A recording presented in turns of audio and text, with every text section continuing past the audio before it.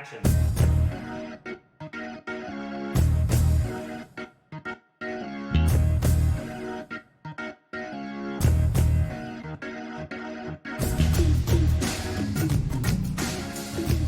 Welcome to Off Camera, the UC Film Society radio show all about movies. I'm Ollie.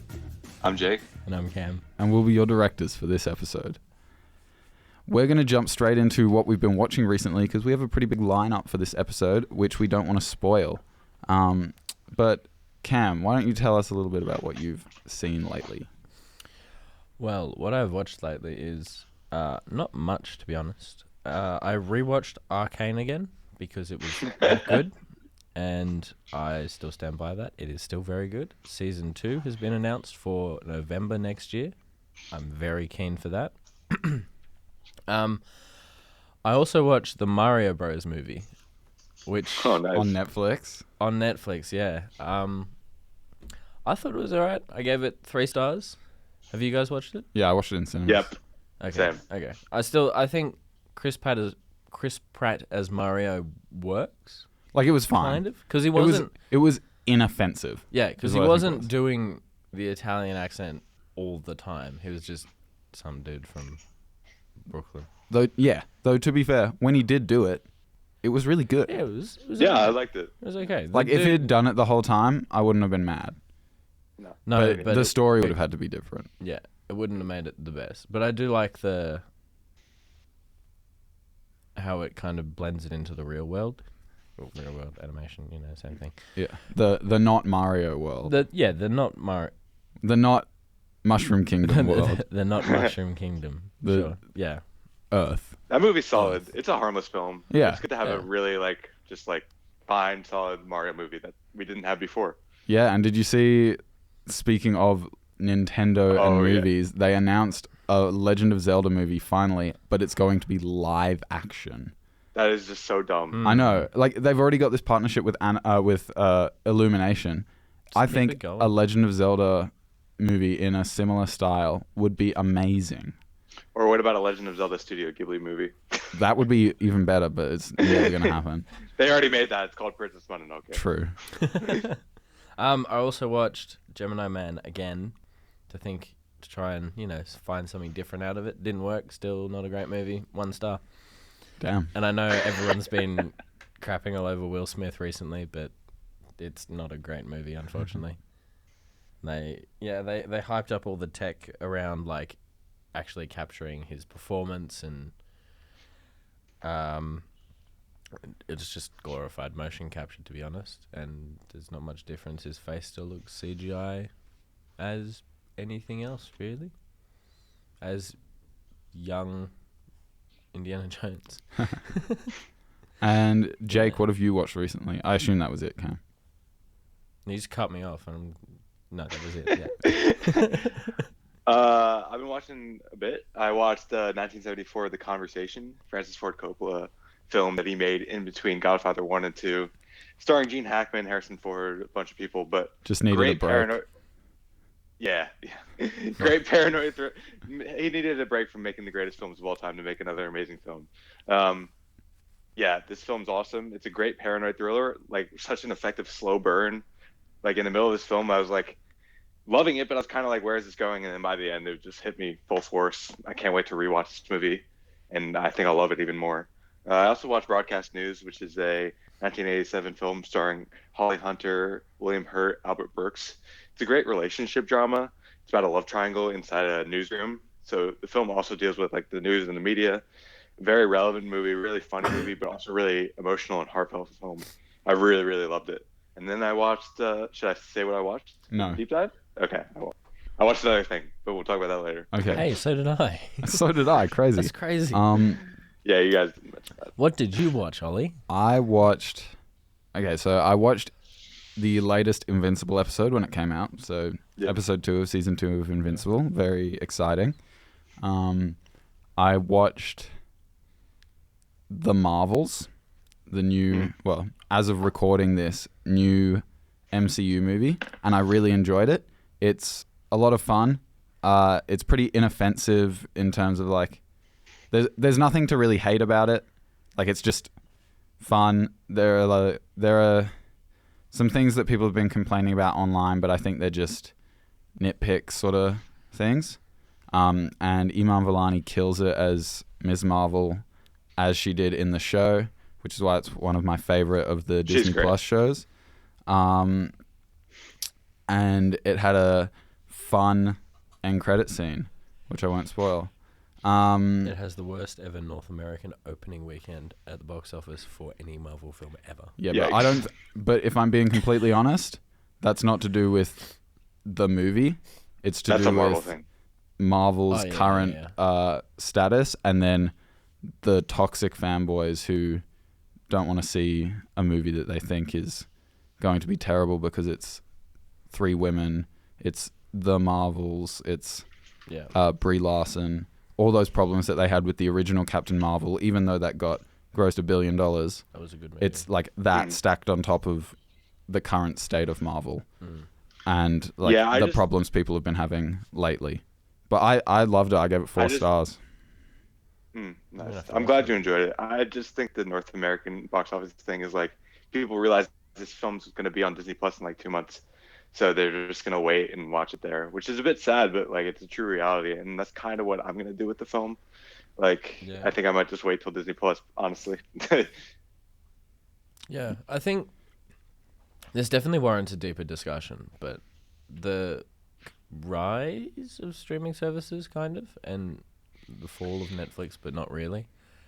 It's kind of all the studios have got their own streaming services, so now, like, they're complaining about, nobody wants to go to the cinema anymore, but that's because it's just going to turn up on your streaming service like a month afterwards.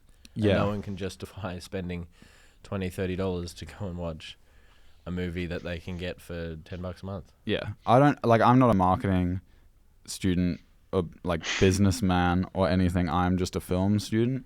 But I think to like continue the cinema experience, I don't know about like necessarily the way cinema like affects the economy of movie making or anything.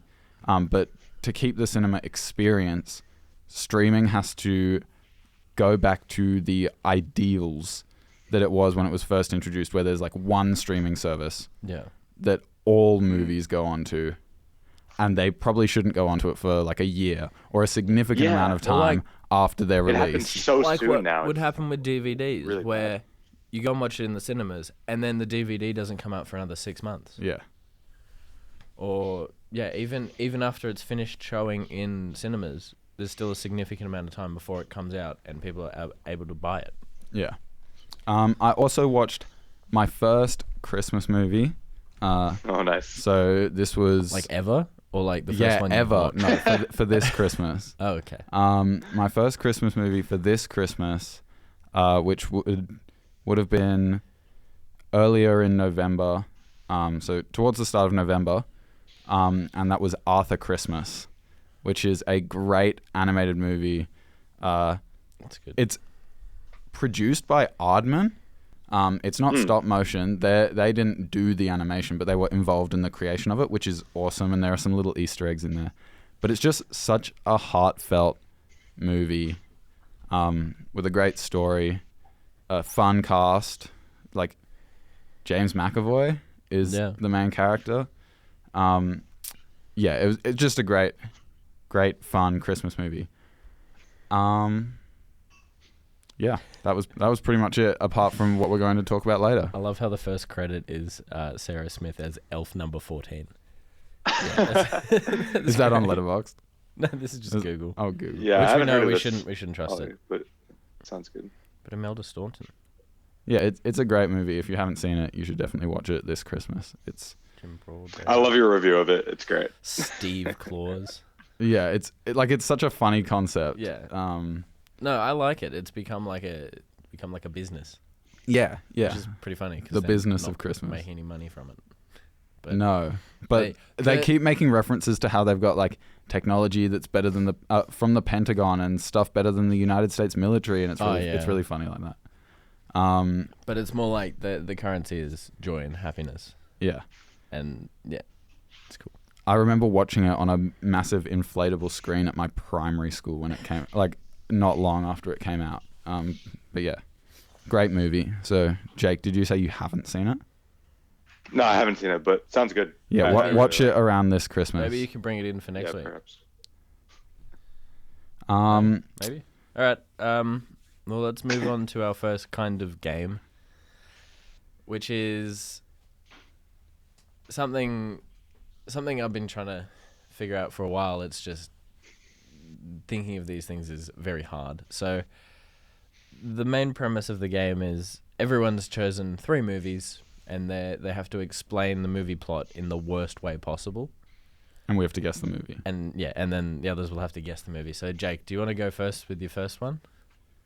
Yeah. So I wrote these 3 this morning. So apologies if they're not, the best they could have been. But I guess they're supposed to be bad. My first one is a nerdy kid gets drunk and accidentally jumpstarts the internet. Social Network. Yeah, Social Network. I'm too easy. Yeah. Okay, all right. That was easy. Give us the next one. A man finally wakes up. The Matrix.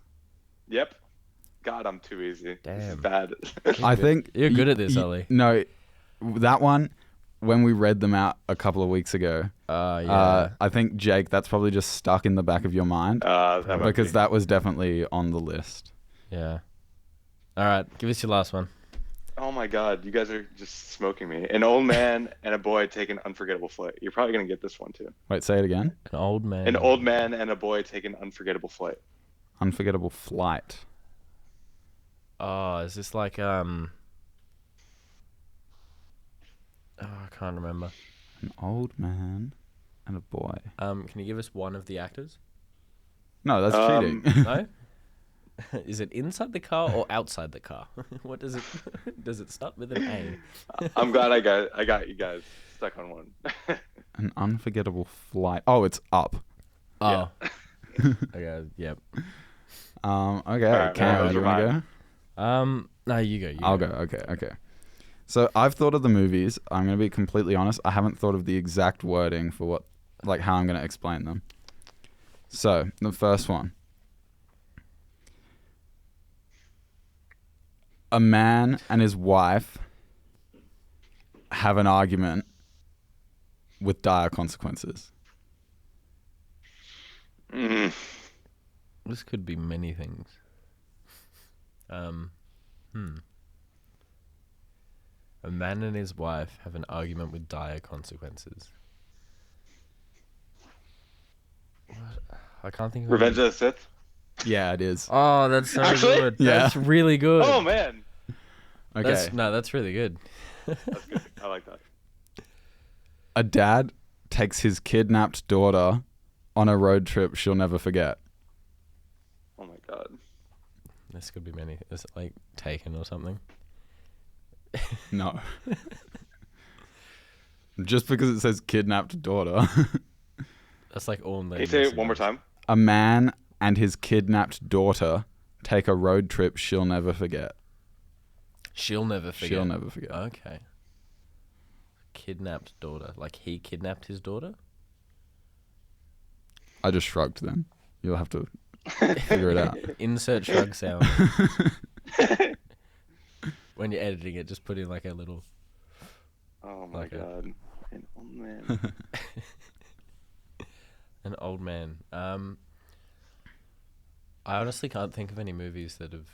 It's not Shrek 2. No. Actually, that's pretty... Yeah, that's a good guess. That was a good guess. Shrek 2. Speaking of, they're making a Shrek... Isn't there a... Shrek 5. Yeah, Shrek 5? Let's go. Yeah. They teased it at the end of Puss in Boots: The Last Wish. I know.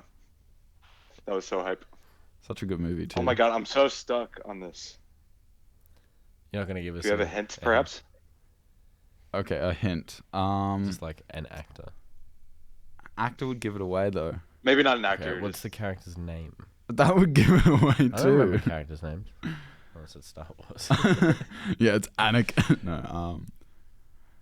Oh, how can I give a hint that's not going to give it away? Everyone listening, just fast forward. The listen to what it is, and then come back. The and world tell is us. dead. The world is dead. Oh, is this The Last of Us? No. Oh. I was gonna say it's a TV show. Yeah, no. This is a movie. It's a movie. Okay. All right. Oh my God, Logan. Yes, It's not Logan. Yeah. Wow. it is That's Logan. I haven't seen that. That's probably. 'Cause Oh, then really? That'll make a That difference. would make When you it said The tricky. Last of Us, I thought of Logan because they're very similar. Yeah, Yeah. it's similar style. Okay, Cam, Wait, can Cam, you you haven't go seen and I'll do Logan? my last one Okay, no, later. I you need figure out to your last think one. it. All right. So my first one is very simple. Lex Luthor commits insurance fraud. Is it also The Social Network? No. Now You See Me? I haven't seen that one. Yeah, spot on. Oh yeah. Lex Luthor, played by Jesse Eisenberg, who also plays Daniel Atlas in Now You See Me too. Yeah, I was trying to Oh, think Now You of See Me. Jesse Eisenberg movies, and I was like, well, you could have just done The Social Network again. That's true. No, that I did think of doing, like, I thought, all right, I'll do something with Jesse Eisenberg, but I thought, no, Social Network's going to be too easy. All right, so the second one. After a teenager's body goes through changes, he starts taking selfies for money. Spider-Man. You're good at this, Jay. You're spot on. The Yeah. first Raimi Spider-Man. I watched it recently, so it's pretty stuck in my head. Yeah. Fair enough. Okay, and the third one, pill popper loses touch with reality. Is that also The Matrix? Yeah. I almost said, is that also Neo, which is why I got stuck on I the mean, name. Neo the pill popper. Yeah. Yeah, definitely. Okay, so we've Alright, had Ollie, give us your double last the one. Matrix. Okay. I figured it'd be online. I couldn't think of how to come up with it, but I came up with the movie. Okay. A celebrity becomes lost in a town full of crazy people. Oh my God. Elf? No. That would be fitting because it's nearly Christmas. No, I don't know why I it's thought not Elf, Elf. but I mean, maybe he's. I haven't watched Elf for years. Might dude, watch we it need- this you need to Christmas. watch it for the Christmas season. We'll definitely be talking about it. Yeah. Cam, wait. I have to circle back. You haven't seen Logan? No, I have. Like, I know what happens and everything, but I haven't. Oh my God. You should watch it. Thank you. You should watch it. Like just do a binge watch of all the X-Men movies. Oh, like I've seen most of them. Yeah, but just do a rewatch. Why? Can you say the It's fun. thing again, Ollie? Just A because- celebrity becomes lost in a town full of crazy people. Celebrity. E.T. No. How's that a celebrity? That's just a guy. E.T.'s a Like, celebrity. Well, only because of said movie. Yeah. He wasn't a celebrity beforehand. Come on, Yeah. Jake. And now he's just some washed up guy. All he gets is a cameo in does- The Phantom Man. No, Revenge of the Sith. E.T.'s washed? Is that what I'm hearing? Yeah. E.T., the actor who plays E.T. E.T.'s in the washed up. movie. Oh no. Can you give us a hint? This is Don't think people. washed up actor. Is it like one of the dog movies? No. Like no. Secret Life of Pets. I No, haven't seen it's not one of the dog movies. No, I was thinking like Cats and Dogs. No. That was a good movie. That was a good Cats vs Dogs. Cats Is that vs. what it was? Like, I think it's just Cats and Dogs. Oh, maybe. Cats vs. Dogs. I love that, like, a movie, it's live action. Oh, Like, Cats a movie like that could so easily be, like, animated. But Tobey they- Maguire's in it. What the? But they've made it live action, Yeah. which they did a lot around, like, the early to mid 2000s, like Air Bud style movies. The monkey ones where they go to space, Cats and Dogs, all of those ones. Yeah. Like live action animal movies where they do human things. So the celebrity, is it the celebrity? Is it like the Grinch or something? No. So is it the celebrity that's not a human, or is it the None of them crazy are people? humans. None of them are human. Bolt. No. Damn it. There's humans in Bolt, Jake. Is it like... What's the age demographic? What's the age demographic? I'm just feeling all the waters without asking too many leading questions. Younger. Younger. It's not How to Train Your Dragon. It's not. 'Cause there are humans in that. You sure? This is One or dragon. two. So there's One no or two humans in humans. this entire film. Nah. Nah. What the hell? Is it like Flatland? No. Also, Google Flatland. It's a great. It's What even is Flatland? Flatland is like a early 2000s movie about maths and geometry. And then the second one is called Flatland Squared, where they discover the third dimension. Whoa. Oh my god. Is that Pac-Man? What? I don't know. Is it an look- animated look. film? Yes, it is an animated film. It is an animated film. We're not like Flatland, yes, but also the one I'm talking about is an animated Toy film. Story? No. Yeah. There are humans in that. Yeah, but not many. There's like, what, 2 in the first one? No, well, two models, two character yeah, models. 2 character models. I love the birthday party. They're all just Yeah, Andy. they're all the same person. Oh, what? The B movie. No. That has It's not. people in it. That definitely has That's people. one of the Oh my main God. plot points. The Jake. celebrity part is quite important. Because, like, in the B movie, none of them are celebrities. It's not like ants or something. I don't know, No. man. I'm at the end of my wits here. Okay, you're pretty close with Toy Story. Okay. Is it? So it's Ratatouille. No. There's people in that. There's people in there. People are central to the plot in that. without people, it would just be maybe it's just Rat. a schizophrenic rat. The new Pixar movie, Rat.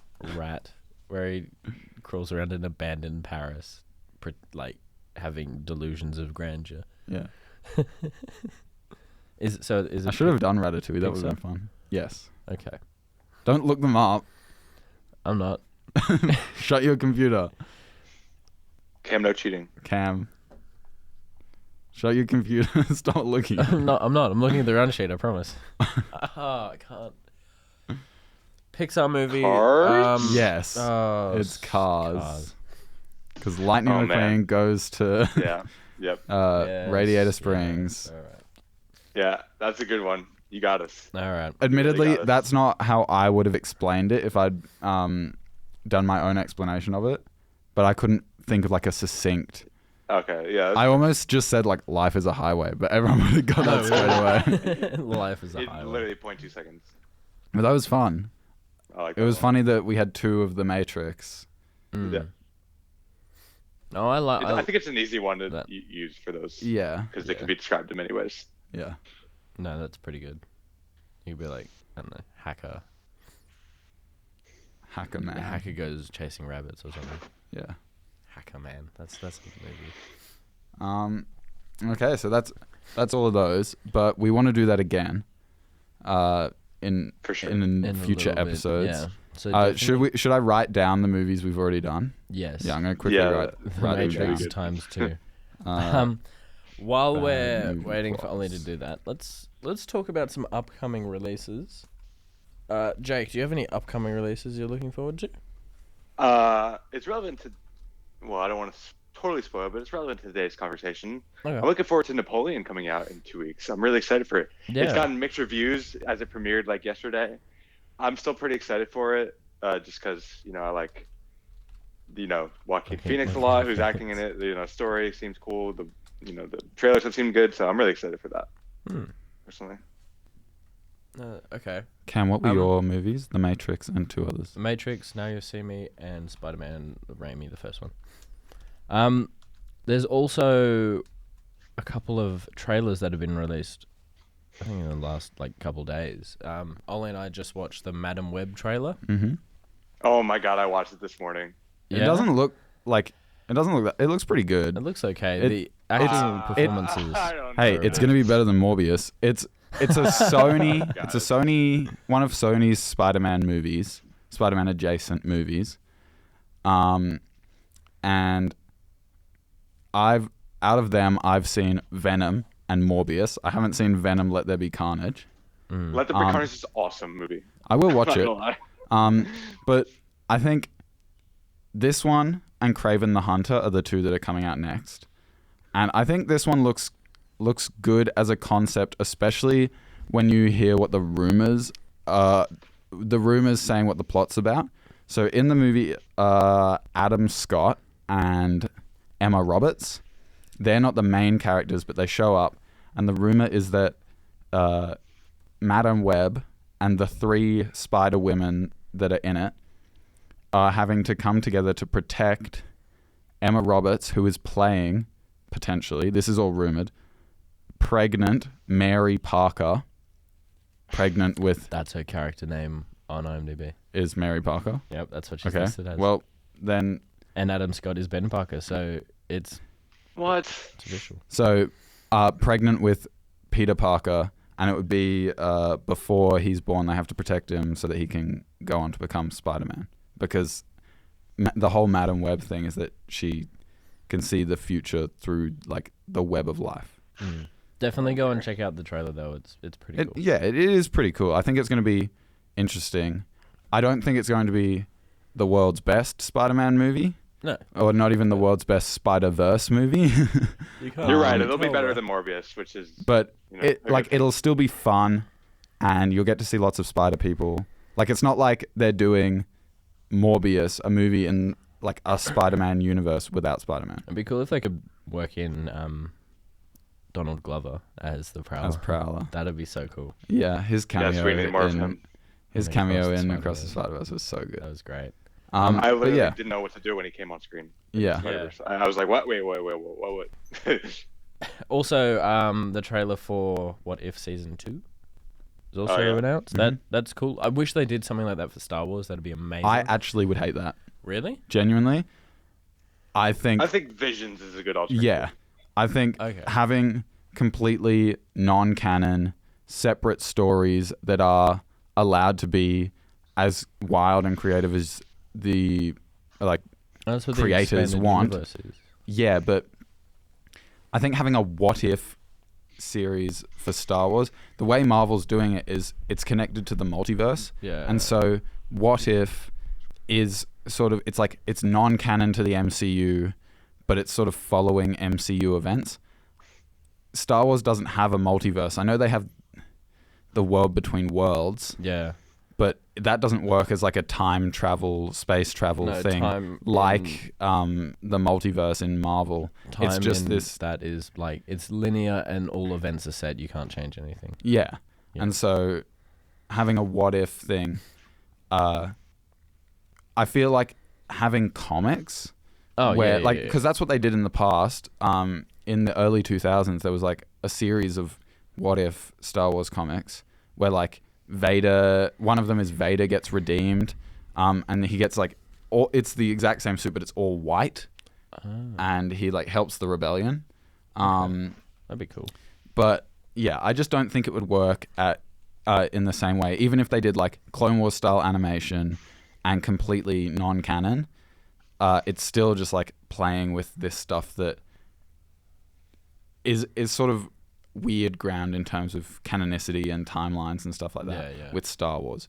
Plus, I like what we've got. Like, what would they do? What if Obi-Wan was a Sith Lord? Well, that'd be cool, but also Obi-Wan's too much of a good person for them to make him a Sith Lord. Like, there are so many things you could do, obviously. Most of them revolve around... Most of the what-ifs, like, in the fan base revolve around Revenge of the Sith and, like, what if Anakin didn't choke Padme out or, like... they're all way too high concept. Like, what if Anakin killed Palpatine in Revenge of the Sith? Well, that would change the entire saga. It needs to be, like, the what if ones are, like, their own little vignettes. They're 20 minutes. Can be smaller, the whole universe is different, but you can understand it straight away. It's like these you'd need to... They'd change the whole story all the way. So. What if Ki-Adi-Mundi wasn't a terrible person? What if he didn't ask about the droid attack on the Wookiees? But yeah, no. Like I know lots of people would love it. I feel like if it were to happen, it would be more of a comics thing in its own, like that was in its own thing that was specifically said to be non-canon, and they just did it for fun. And while that would be cool as a TV series, just because we like animation, I'd rather they make canon animated content. Even if they did it through like Dark Horse. Yeah. Dark Horse Comics I think they've done a comic for each movie, and they're done really well. That would be super cool. Like a proper hardback. that kind of an art style. If you've seen it, Yeah, like it would be very cool. I just don't think it's something that fits in Star Wars as easily as it fits in Marvel. Okay. Yeah, as you previously mentioned, Kraven the Hunter, set for August, and then the second Joker movie, Folie à Deux, I don't know. Folie à Deux. Folie à Deux, something to... I think this film's going to be amazing. I think it's going to be awesome. It's DP'd by Lawrence Sher, who DP'd the previous one. He's an amazing DP. He actually created Shot Deck. He created it. There you go. He created Shot Deck, which is an awesome tool for filmmakers. It's like a subscription-based library of just the most important stills from pretty much every single movie that's ever existed. And it's a tool that's used by directors and DPs and art departments and everything to coordinate, like, okay, this is the kind of style that I want to go for. Here's a bunch of images from these films that demonstrate that, and then everyone's on the same page. It's collaborative. It's awesome. This sounds like I'm promoting it. I'm not. I'm not paid by them, I promise, but it's a really good tool. There is also a lesser-known website called film-grab.com, which is kind of the same thing, just not to the same extent. They have a bunch of stills from films, and it's good to get, like, I use it for inspiration for my cinematography, but yeah, it's cool. It's a lot of a thing from a Joker movie, but yeah, look, it's a I musical. thought Joker was a very good movie, very well made, very interesting story. I don't like what fans have done with it and how it's become this sort of like toxic masculinity sort of showcase, as in not in the movie, but that's what people have, like, a lot, not everyone, but Yeah. quite a few people have taken from it. And so I think Joker 2 will be a great movie if they do it, like if they follow like what they did with the first one and keep it as being this really interesting creative story that's You know it's gonna be a musical? really deep. Yeah, I do know that. I did. Cam just said that. That's awesome. Yeah. It's weird. Oh, sorry. It's weird. But No Lin-Manuel Miranda though. Unfortunately, so it's not gonna I be good. wish. but I just worry about how that might have affected things. Yeah. Because I totally agree. I think Joker was great, but the amount of people that have gone and being really weird about the whole thing, the plot, the story, the development, just about it afterwards and going, it's the best movie ever made, I identify with Joker, blah, blah, blah. I think that's caused some problems in like just the world of film and film watching. And there is quite I worry about that with the sequel. There is quite a especially stigma given around. that it's going to have Harley Quinn, and the relationship between Joker and Harley Quinn is very toxic. Yeah. And they're definitely going to explore that. It's going to be And rough. if people are already identifying with Joker, that's worrying. Yeah, that's not a good thing. There is always that, like, I don't know, he's not someone to identify with, the Joker. He's this criminally insane person who, has got some terrible morals. But there is like this stigma around actors who have played the Joker, and especially method actors, that Heath Ledger, apparently he was mailing dead rats to people on set. Yes, but he became very method, but not in like a way that was dangerous to other people. Like that's a weird thing to do. It's maybe a little bit uncomfortable, but it's not like a Jared Leto. Yeah, it's not like he's being provocative or inappropriate towards other people, like directly in a way that is going to physically harm them or mentally harm them. Or, well, I mean, getting mailed a dead rat could be a bit damaging. But I would not be happy. No, just quietly. But it's a bit different to like being rude and sexist and all these things to people on set just because you're method acting. Yeah. For sure. But Last that will be three an interesting quick movie. releases. The Great Escaper, which I feel like is going to be... It's got Michael Caine. Is that his last movie? I don't know. Must be, because he retired recently, so. It would have to be. Yeah, The Great Escaper, Unless he's in the new Christopher Nolan film. which I... Your fingers crossed. Okay, so it's about, yeah. So it must be if he's retired. So Bernard Jordan, Michael Caine, escapes from his care home to attend the 70th anniversary of the D-Day landings in France. So I feel like this is going to be more for the older crowd. But It sounds like it'll be fun. I feel like it'll be fun. It could just be... I don't know, actually. I'm not going to give any thoughts on it. It's already released in some places. It's got 7.1 on IMDb, 79% Rotten Tomatoes. But it doesn't come out till May next year In Australia. In Australia. One little weird thing, they do have Wolf Kahler, who plays Heinrich in the movie, but he's also a Nazi official in Indiana Jones, which is a fun thing. Second last, Kingdom of the Planet of the Apes, 2024. It's filming in I hope this Sydney. is I good. nearly had a potential job on it, but that right. would have just been like as a runner driving people around. Yeah, that's still Yeah, I really really cool. hope it's It good. would have been very cool. Yeah. But they couldn't get me the job. Like the person I know who was working on it. Sad. That's a shame. Very sad. But Andy Serkis Oh, yeah. isn't in it No, that's... I feel like it's Yeah. going to be... His performance is just... because it's still So good. Caesar. Yeah. Like it's still the same character. It's just not Andy Serkis. That's the only thing that worries me about it. Yeah. Yeah. I still haven't finished War of the Planet of the Apes. Oh, man. So I've such an seen the awesome first film. two, and then I'm like a third of the way through that one. It's probably my favorite one, although I love Dawn of the Planet of the Apes, the second one. Yeah, I think that like they're all fantastic movies. It's such a random, like, I know they came out in the 60s, the original ones, and Yeah. then there's this recreation which is so heavily CGI, but it's such a good, compelling series. Yeah. I don't know. It's so It's- randomly awesome. I Yeah. agree. It's like, well, where did this come from? Yeah. And I Yeah. think that's only because of Andy Serkis. And Yeah. Matt Reeves, who's a great director. But Yes, true. And finally, Inside Out 2 trailer dropped recently about that interesting. with some Yeah. new emotions, one of which being anxiety. So I feel like this is going to be an interesting choice for Disney and Pixar. Yeah. I don't know. I think I'm going to call it now and probably say the first one's still probably going to be better. Yeah, probably. But they might Yeah, pull out you're probably they right. might pull out a Spider-Man, Raimi Spider-Man, and have a really good first one and an even better second one. Yeah. So we'll see. Hope so. Okay. Now There's we're gonna. one more thing. Oh, there's one more thing. Garfield. Oh, Guys, Garfield movie. I'm so excited for Chris Pratt Garfield.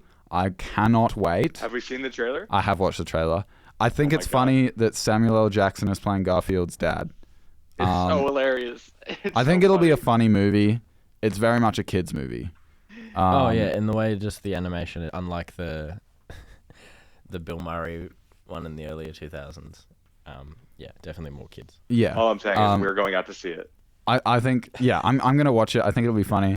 I think Chris Pratt as Garfield, I think it does actually work. Like, I think if he hadn't voiced Mario and then a bunch of other things before that, like if this was his first one, people would have been like, oh yeah, I can see that. Yeah. Because it does sort of exactly. fit with like Andy from Parks and Rec. Yeah, For yeah, It's like Sure. a similar sort of character. definitely. Yeah. Christopher Michael Pratt. But yeah, I don't know. I'm going to watch it at some point, whether we go and see it in theaters, the three of us together, so or down whether to we do a just deep watch dive on it on streaming or whatever. We'll see. It We'll looks see. great. Well, Jake, you have to be here. Yeah, you first have to be watch here. it. I will be there You better be. whenever it comes out. Whenever it May- comes out, you May come next down year. just for Yeah, a I'll be day. there. Day Yeah, trip. just to see Garfield. Do anything for Garfield. All right, sorry to Do interrupt. I'm really anything. hyped for Garfield. All right. Well, let's swing in to Gladiator. This week, This is we're doing our deep dive, our last deep dive of the year, sad. before we deep dive Christmas. Just in general. In general. Our last movie deep dive, and this time Cam and I chose a movie for Jake, except it sort of ended up being me choosing a movie for both of them because I'm glad we did this. in a miracle moment, there was a movie that I had seen that the two others hadn't, and that was Gladiator, the amazing 2000 Ridley Scott movie, written by David Franzoni, John Logan, and William Nicholson, starring Russell Crowe, Joaquin Phoenix, Connie Nielsen. This movie is fantastic. I'm just going to jump right off the bat and say I think it's a 5-star movie. Wow. I didn't think it was 5 stars before I rewatched it. Mm-hmm. But now thinking about like the just the rewatch and thinking about it as someone who is now rating movies, which I wasn't when I last watched it, it's just so good. As a writer myself, or an aspiring writer, I think it's so well written. And yeah, I'm so excited to hear what you guys have to think about it. We're going to break it down into categories. What were the categories from last time, Cam? So they were acting, cinematography, score, story, and set design. Okay. I want to know what you guys think. Jake, do you want to start us off with your general opinions first? So yeah, I'm really glad you chose this, Ollie. Ridley Scott's got a new movie coming out in a few weeks, as I said earlier, Napoleon. So I was like excited when he said it. I was like, oh, it's a good prep for this, and I still hadn't seen it. Been wanting to watch it for a bit, but never really been, something I'm like, I need to watch this today. But yeah, finally watched it, and yeah, it was awesome. Such an awesome film. I did have some issues with it that I'll get into later, but I don't really care about those because overall, like by the end, I was just like pumping my fists because it was such an awesome film with some amazing acting, some great music from Hans Zimmer. That score is insane. Mm-hmm. And I really loved just like the setting and how immersive the world was. But yeah, the two main characters, the two main actors, just elevate the film for me. Okay, before we jump into awesome. anything more serious, how often do you guys think about the Roman Empire? Never, but I hadn't seen Gladiator until now, so probably I'll think about it every day now. Yeah, I reckon. I don't know about this phenomenon. I think it's dumb. It is dumb. It's such a dumb phenomenon. I just wanted to say it because Yes. as soon as I realized we were watching a movie about Rome, I was like, I have to say this. I didn't even think about that. The Roman Empire definitely holds a special place in my heart, but I don't think about it every day. It's definitely... I always think like, okay, cool. Imagine living in Rome where you have to share a poop sponge on a stick. There's slaves everywhere. Like, you get Christians persecuted. I don't know. Not just like feeding people to lions. Also, I will say that this movie isn't historically accurate. No, in the most definitely way. not. Gladiators were treated could with a feel lot that. more respect. They were definitely seen as celebrities. They would endorse products. Well, they're I doing think that it in kind of gets this. to that point. Yeah. They were still slaves. Oh, yeah, but yeah, they yeah. were, which they are in here, but they're definitely treated with heaps of respect and admiration and awe from the audience. From the audience. It's a big yeah, plot yeah. of the But it movie, was I think. like handlers would spend heaps of money on them. They wouldn't always fight to the death. They were very rare fights to the death. That's a good point. Yeah, That's I one should thing say about Gladiators specifically that's not very historically accurate about this movie. Yeah.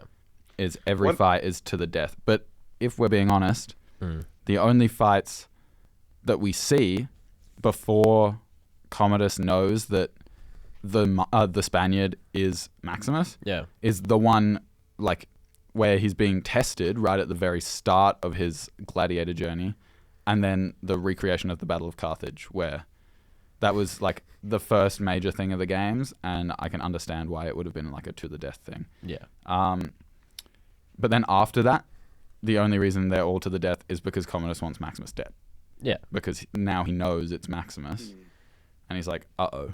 Fair enough. Yeah. But yes, in general, Yeah. they were not to the death most of the time. Yeah. The majority of the time. Let's sorry, Jake. Do you wanna? I was just gonna say, I always love movies that like can be read different ways, and you can read this film as just like an awesome action film. You can read it as like a relationship drama, but like by the end, I was like, this is kind of like an amazing commentary on like audiences' perspectives on, maybe violence in film or violence on TV or violence in general. Like, they're rooting for these violent things. People kill the guy, they're cheering. It's like, I was kind of surprised by that commentary, but I guess I should have expected it, going into the film. I don't know. I thought it was awesome. Yeah, there's so much that this movie says about the world we live in now, the world we've come from. But I think, why don't we run through the categories and then we'll do writing last, and we can talk about the writing and the story and the impact. Yeah. All right. That's good. Well, let's start with acting. Jake, do you want to start us off with acting? Oh, yeah. So I'll give my rating at the end, or do we do it all? Like, I'll say our thoughts. Well, I've already said my rating, so you guys can say it now or say it at the end. Of each category. Oh. Say it at the end. Yeah, say it. Okay. Because I'm not going to remember. Acting, like, literally my favorite part of the movie. I think, Russell Crowe and Joaquin Phoenix are like the two perfect. I was watching, I was like, they couldn't have gotten two better people for these films, for these parts. They both fit the role so well. Joaquin Phoenix is already one of my favorite actors, and this just made it even higher for me. I think this is actually one of his best performances. He is so evil and so creepy, but he doesn't just play that. I think it's actually a pretty layered performance. In a performance where it couldn't be taken as layered. It could just be like, oh, he's just doing one thing, but he's not. And Russell Crowe is like perfect as like this heroic guy, stoic. Like, he's built like he should be. He's not that built, so it's pretty realistic, which I really liked about it. But it's also like, he's not some weak guy. I don't know. His performance was really, really awesome. Richard Harris, the original Dumbledore as Marcus Aurelius, was also really good in like his few scenes. The one scene he has with Joaquin Phoenix and in the beginning when he's telling him that he's not going to be emperor was amazing. And, Connie Nielsen was okay. I think that part of the film was pretty weak, like maybe a bit underwritten, maybe just not played well enough. Definitely with you there. Yeah, that's my biggest fault, acting wise. So should I give my rating on the acting? Yeah, give you a rating, and then I want to talk to what you've just said. I'll give it. I know what you're gonna say already. I give it a 9 out of 10 because, oh my god, those two lead performances. It's out of 5 stars. No, it can be out of 10. Oh. And then we can halve it for our stars. All right. Remember, Jake, divide your final score by 2. Also keep track of it. Look, I get what you're saying about Connie Nielsen's part as Lucilla. I think there is an element of maybe they didn't know where the character was going to go. Like, from the start, she's just sort of there. Like, at the very beginning, she's just sort of there with Commodus. Then after Marcus Aurelius is killed, dies, I say in air quotes, mysteriously. After he dies and she has the conversation with Maximus, that's sort of the first hint you get as to where it's going to be going. But I think her most compelling scenes are when she's with Commodus rather than when she's with Maximus. I totally agree. And so, whilst that is like powerful towards like Joaquin Phoenix, I think we can't underplay the fact that Connie Nielsen is playing this absolutely repressed character. She stands up to him.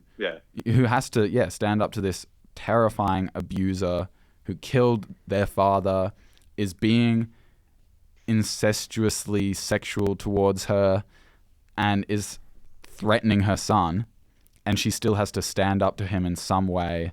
She has to she wants to support Maximus because she doesn't like Commodus and doesn't want him to be in the position that he's in. And so I think when she's with Maximus, you don't get to see as much of that depth. And so I think out of the three of them, her acting is the weakest, but I would not say that in any way is it bad. Like, no, I don't think it's a bad. And I don't think that means that, and we'll come on to story later, but I don't think that means that her story or those scenes or anything like that are poorly written. I just think it means that she's doing they've made one of these things so compelling that it's impossible for the other one to live up to it. I don't think you can compare them. And so I don't think that means the lesser ones are badly written. I think you're just comparing it to something that's super well written. I think that's it for sure. Yeah. It's just the weaker aspect of the film for me, I guess. Yeah, which doesn't mean it's bad. It's just not No, yeah, as strong. I don't think so. No, I don't think any of it was bad. Yeah, so I'm going to give the acting probably a 9 out of 10 as well. Nice. Wow. Okay. I kind of like I see what you're saying. I think Joaquin Phoenix is incredible. I hate almost every single one of the characters I've seen him play, but I think that just speaks to his skill and range as an actor. And this felt believable to the point where, like, I could definitely see an emperor getting. They did this actually. This is what they did. They would kill off whoever was next in line so that they could take their place. And yeah, I think it was a perfect portrayal for him. I think Marcus Aurelius, Richard Harris, was probably my favorite character to begin with. He was great. He was great. His performance was amazing. And you see why later on everyone reveres him so much. Yeah. And while I was watching it, I searched up. I wondered why they had portrayed him like this. Like, I studied ancient history and ancient Rome in high school. It was my favorite subject, and so learnt a lot about this. I watched it for the first time for an assignment. Oh, nice. But I looked up while I was watching it, like, who was the most, like, loved emperor, and I don't mean, like, subsequently, like, at the time. And pretty much everything said that there were two emperors. One was the most peaceful, and one was the most, like, successful in terms of, like, Rome loved him. He did a lot of positive things, and I mean, like, I know we see him in the movie, like, at the head of an army, essentially. They're conquering Germania. But while he did that, sort of every Roman emperor did that, and while we don't think it's a moral thing, it's still a thing that happened, and we can't really judge, like, ancient Romans to the same standard we judge modern humans. 100%. And for an ancient Roman, he was benevolent. He was, like, a good person. He cared about the people of Rome. And like he says in the movie, he was willing to return it to a republic, which is the biggest, like, struggle Rome had in a long time, because it was initially a republic, became an empire, eventually became a republic again, but after lots and lots of struggle and infighting, and, like we see, murder of family members to maintain power. It is also just incredibly hard to keep an empire that big under control. Like, you see it with Genghis Khan and all of these figures throughout history. Palpatine. Who else? Voldemort. Like, all of these massive empires that they can splinter off, and it's just, they find it so hard to take control, and this is part of why the Roman Empire fell, because it was so big. There were so many different, I don't know how to phrase this, but you know what I'm trying to say. There are so many factors to what can keep an empire strong. Exactly. And what can make it crumble. And I think they do a good job in the movie of showing Marcus Aurelius as someone who was doing a fantastic job of keeping the empire together. But what he didn't do a fantastic job of was raising his son to be a good person. And that is what led to the downfall of his empire. His empire, yeah. Of Marcus Aurelius's empire. Yeah. And it could have been ultimately the Roman Empire as a whole, because they were just left without an emperor, without Caesar. Yeah, and I think if Maximus hadn't killed Commodus at the end, then, like, Commodus would have run Rome into the ground. Yeah. Because definitely. we see all he knows how to do is throw the games, keep the people occupied. He wants to dissolve the Senate to keep power for himself, which we see emperors do. Palpatine did it. And so he would have just been, like, a tyrant. Yeah. I think he did. Well, you can definitely see it in the first bit when he's in the Senate. They're talking about sanitation issues, and he goes, "I'm not here to talk about politics," which is Weird if you're 'cause the it's emperor. only like the Senate and everything worked slightly differently, but yeah, it's just weird. Yeah. But so yeah. for acting overall, I'm giving it a 4, mostly because of Connie Nielsen's performance. She That's was a bit- 6 out of 4? 5. Oh, 4 out of 5. Oh, okay. Not out of I was gonna 10. say. So is that 8 out of 10, or are you just leaving it as out of 5? I'm leaving it out of 5. I hate Okay. it. I don't know why we're doing it out of 10, so I would give it a 4 out of 5. Yeah, come on. Or- Okay, I'll move mine to 4 out of 5 then. Yeah. Yeah. All right, 4 out of 5 across the board. Good. Next one, cinematography. I think this movie is very interesting when it comes to cinematography. I want to talk about the CGI Yes. because God. Yes, that's a good. because That I think that kind of blends into set design as well. true, So true. we'll talk about it there. But I think the CGI in general, not just set design, but like the way it's used in the shots and stuff, I think it's dated, but it would have looked amazing when the movie came out. People would have been like, wow, this is like, it looks like Rome. And I think even the like slightly off bits don't detract from anything in the story, in the performance. It's not like you're looking at it and going, oh, this is really bad CGI, this movie sucks. Yeah. It's like there's some moments where the CGI isn't up to modern standards, but it's not a modern movie. This is 23 years old. Exactly. And it would have looked really good when it came out. And I think it works. They're also The not cinematography- relying on it too much, though. Exactly. There's They really don't- not that much. They don't Well- pull a Marvel and go, oh, we're going to use it for everything. We're going to Yeah. change the entire set. No. It's just, I think most of the CGI is just set extensions. Yeah, it's like there's this one shot. I'll see if I can find it while you guys are talking, but it's in the Colosseum, and it's an extreme wide. It's like parallel. You've got, this is the camera over to one side, and then in frame, you have on one side, on like camera left, you have Maximus, and camera right, you have the antagonist. And in the background, you can see the whole Colosseum. Well, not the whole Colosseum, but like that section that's behind them. Yeah. You can see the whole thing. And the way it's manipulated the lighting so that Maximus and the ground is all bright and well lit. And then the stands are in this dappled light. And it looks so intimidating and so powerful. And even though the CGI, even in that shot, like it still looks not the best, that shot was so powerful. And I think that's what's amazing about this movie is how powerful the cinematography is, even if it looks dated. Yeah. Okay, so what would you rate cinematography overall? I think I would give it a 4. 4? Or maybe a 3.5, because I definitely wasn't looking at cinematography the whole time. Yeah. I'm not a camera person, so I don't want to rate it so high just in case like I missed some really bad thing, or even I want to give myself wiggle room. Yeah, okay. Because I think there were some absolutely fantastic shots in there, and there's the classic shot of like the running the hand through the wheat. One of the that was most amazing.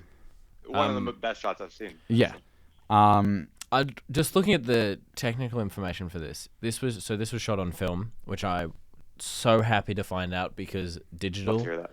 back then, like it looks garbage. And when that first shot turned up of him with his hand in the corn or the wheat fields, I thought it was like it looked like digital from today, like really, really crispy, really nice. And then some of the other shots were like, okay, but I think that's just due to the lighting. I will say I hated the slow-mo.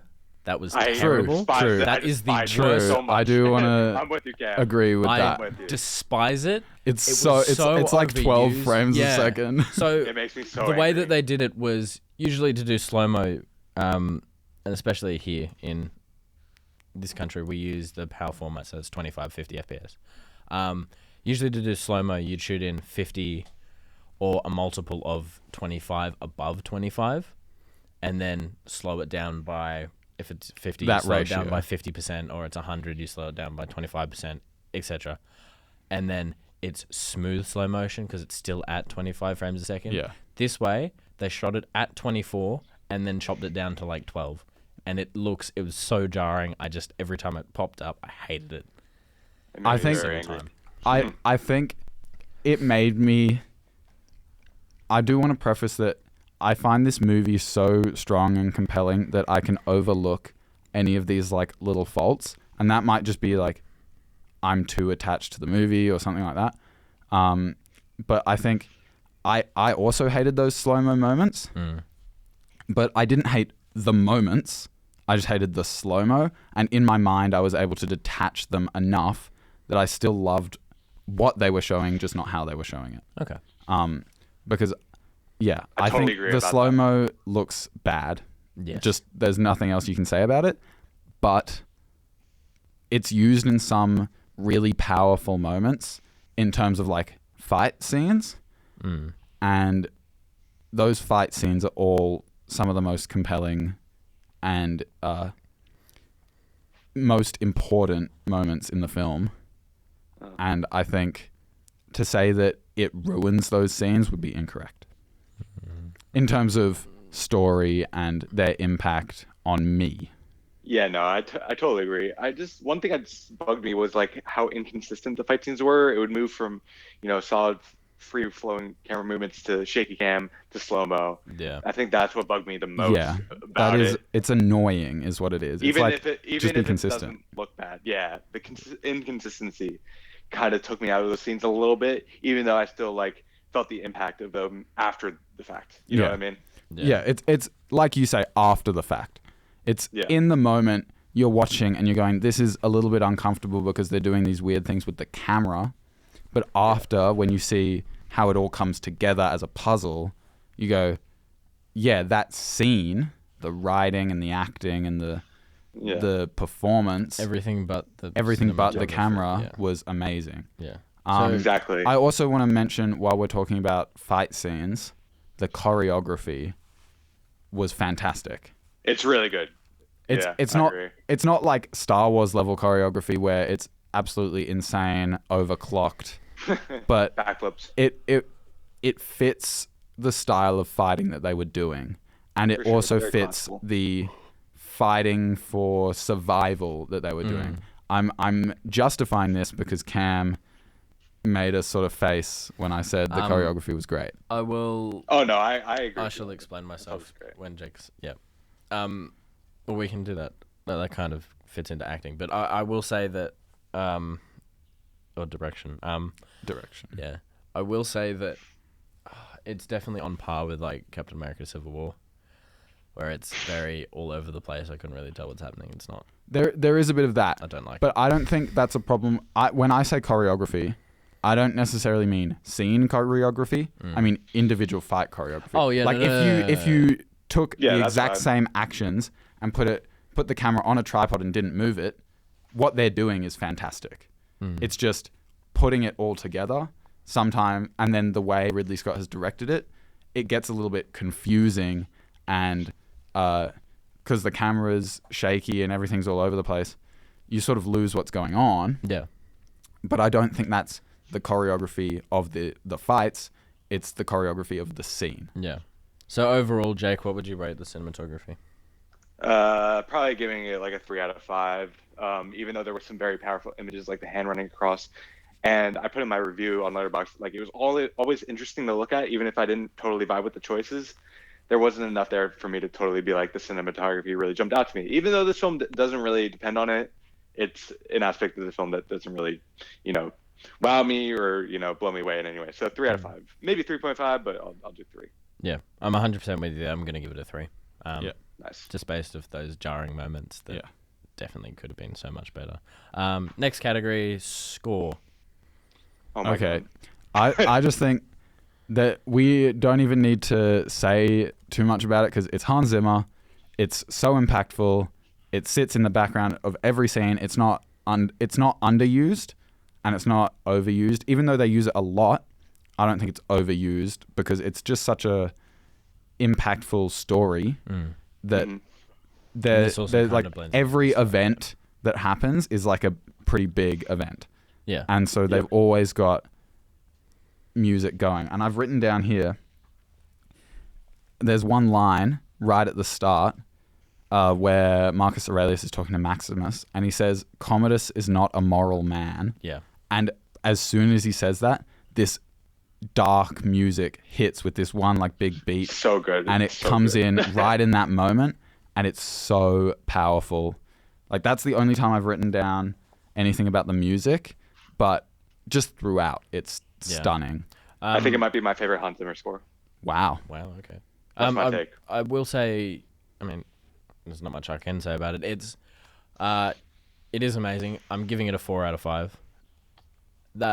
Only because, well, every single moment, every single little pluck or motif was able to accentuate that moment in the scene. It accentuates the grandiose of Rome. It accentuates the character's feelings. Very, very well done. The only thing is I found a couple of there were 3 tracks or something, or 3 moments that it pulled me out and made me think of Pirates of the Caribbean. True, there were some moments where I was like it's a bit Pirates of the Caribbean-esque.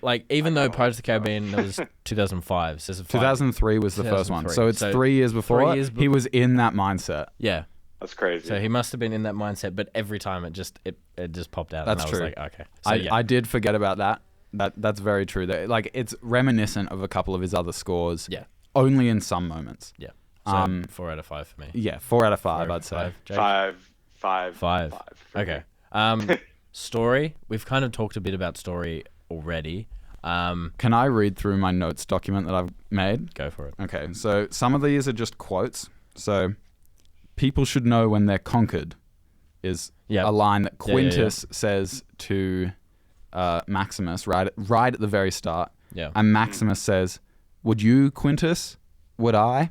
And I think that's very obviously pertinent to the rest of the film because Maximus gets enslaved and everyone he cares about killed. But is he conquered at any point in the movie? No. Even when he dies, he's not conquered. So true. Yeah. He's always fighting back against Commodus, against Proximo, against just anyone who's slighting him, and he comes out on top, even though he dies right at the end. And it's also important because spoilers. We're talking about the movie, and also he says, "Would you, Quintus?" Quintus does get conquered. Yeah, because Quintus just switches sides. He switches right at the start to Commodus's side, and then he switches right at the end to Maximus's side. He just sort of goes with the flow and gets, conquered throughout. Yeah. Then I haven't got specific lines from it, but Maximus's speech to the cavalry at the start. So good. Oh my God. I've written goes so hard, and exactly. It does. It goes hard, and it foreshadows so much. Yeah. Then I've already said Commodus is not a moral man. And then Cicero giving Maximus the figurines of his family right after Commodus has goaded Maximus about their deaths.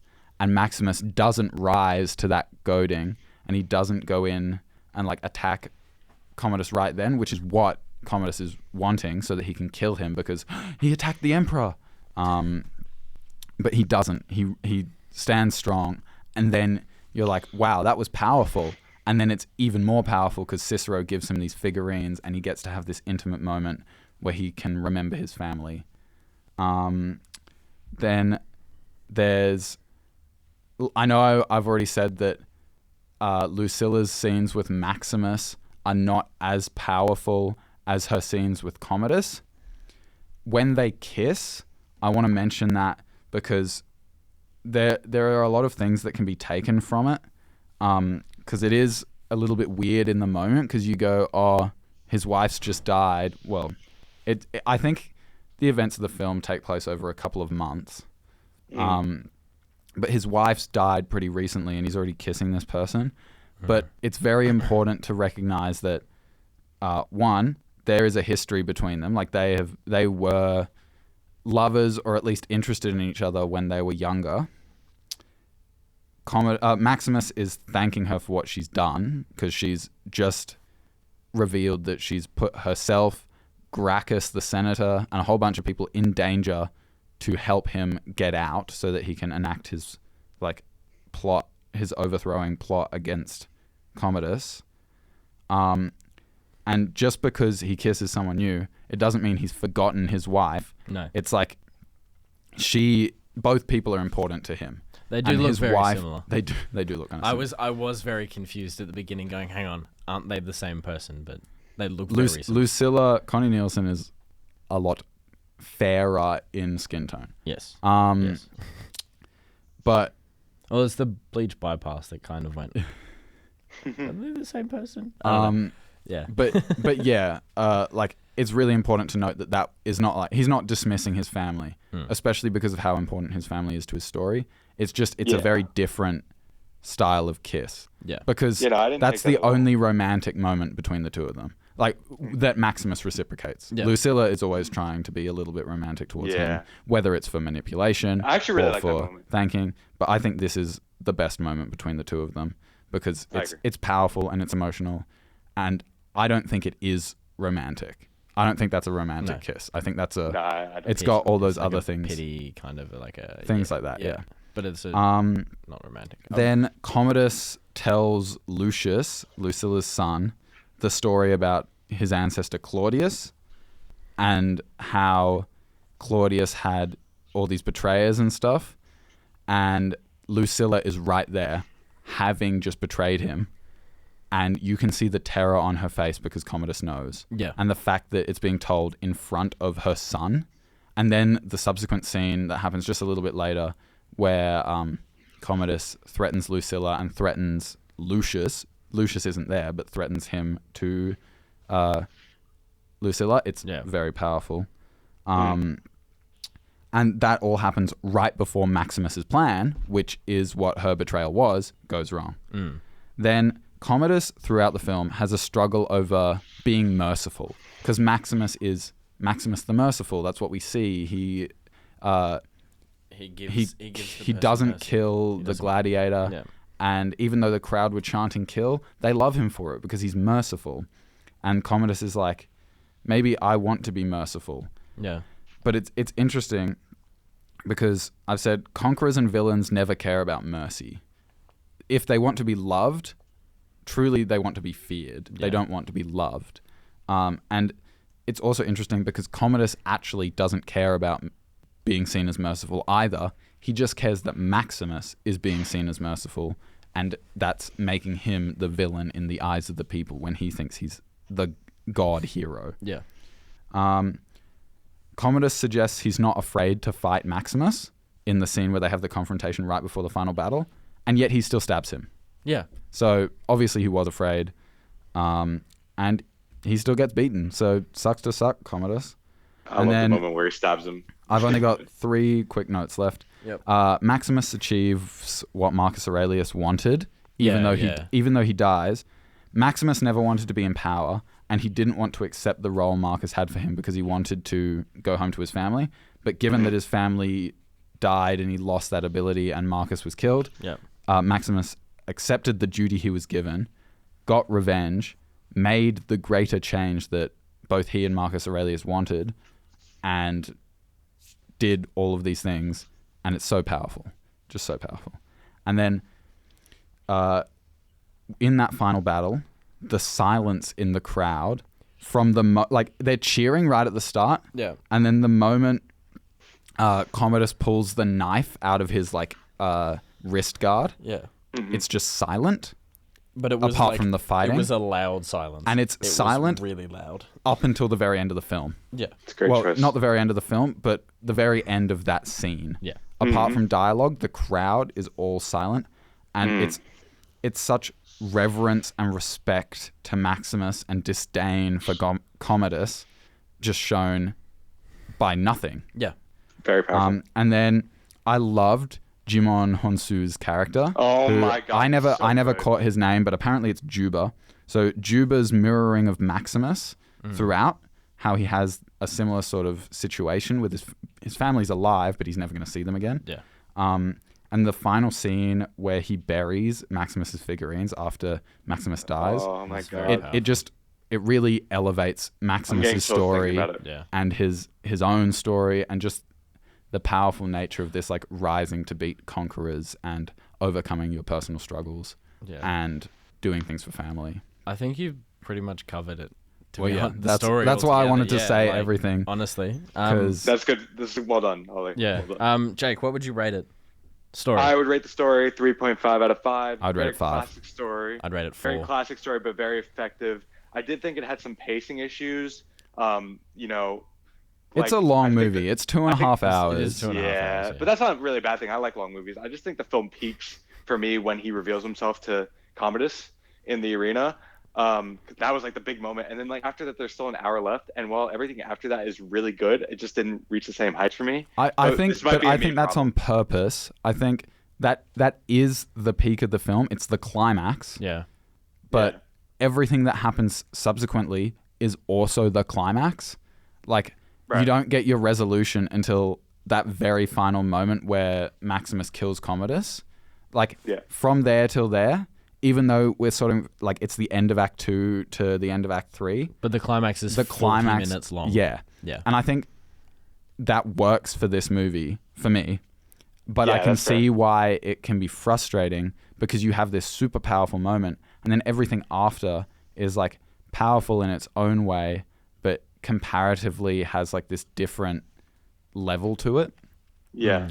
But I still usually think it's a 5. I think the pacing, while there may be like, if you took the same pacing to a similar story that was written differently, I don't think it would work. But I think the way this film blends and balances action, political drama, family drama, and relationship drama, like you said at the start, Cam, and revenge, and all of these different like dramatic styles, it really works moving from scene to scene. Yeah. Okay. So 5. Yeah, I think if I give it a rewatched 5. All right. Hold on. I For think 2 if I seconds. watched it knowing the pace, I could probably get into it more.